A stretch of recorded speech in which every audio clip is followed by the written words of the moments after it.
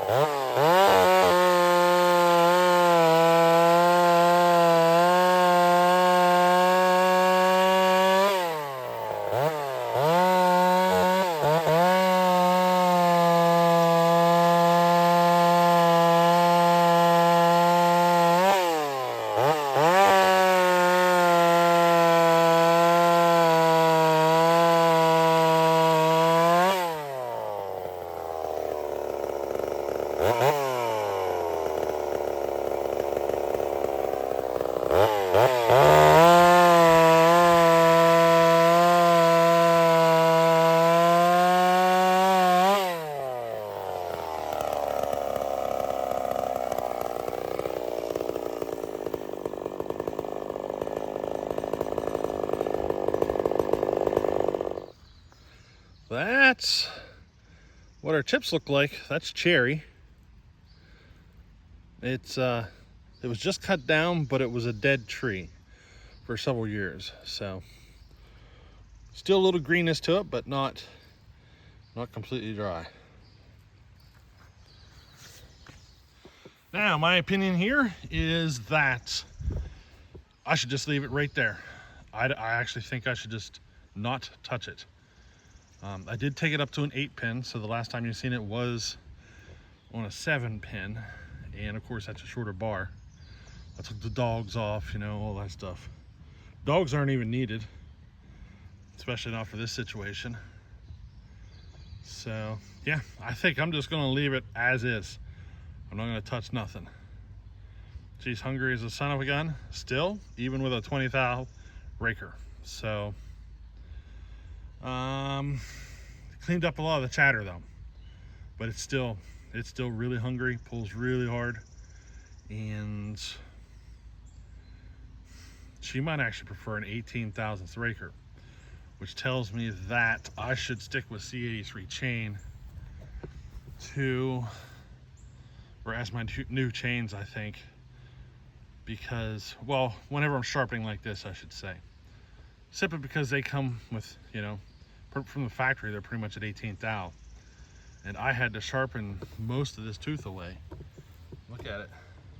I mean, those were brand new. That's how much sharpening I had to do in order to get the raker up to 20 thousandths. You know? So I need to start with a chain that's relatively high raker straight from the factory. That is an Archer chain, by the way. But yeah, I think I'm just gonna run her like that. I got like a week and a half until we're gonna race it, and I'm just gonna call that guy done and run it just like that. You know what I mean? We already got her stretched into the chain from the first cuts, so we'll tighten her up, and going to run the chain a little bit on the tight side. That's part of the reason of running the roller nose, and we're gonna go with it like that, I think. All right, so yeah, I could tell just from the feel of it that that chain would probably prefer an 18 thousandths raker. So I think I need to lay back on the sharpening just a little bit. I don't know, maybe we'll see, you know. But she's aggressive enough that even at 20 thousandths, it's still pulling a little hard.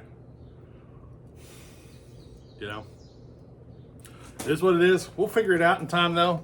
You know what I mean? That's like, if you ever see my videos about sharpening and how you get more aggressive or whatever, that's the one that's like the most aggressive chain I'll do. And I'm trying to figure out a good raker setting for it.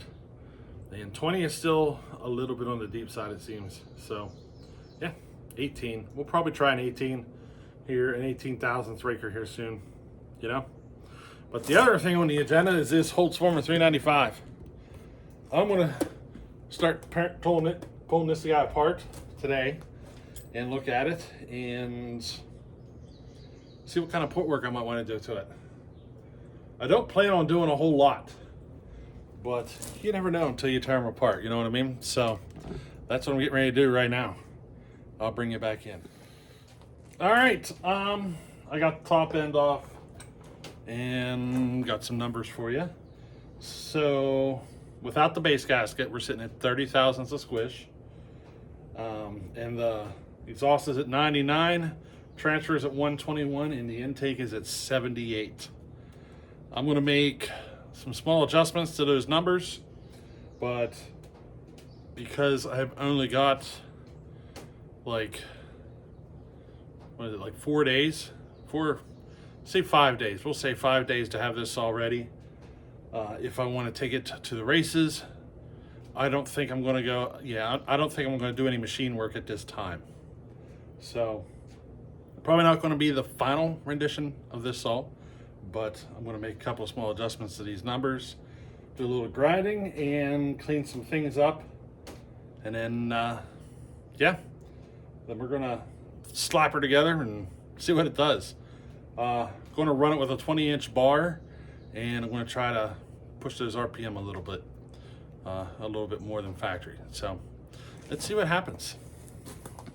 Alrighty, she's all back together. It didn't take real long. I just ground it down. Machine work takes, at least for me, takes a lot of time. The grinding process is maybe an hour. You know what I mean? So all the grinding on the ports and polishing and, well, somewhat polishing of the exhaust, that's all done.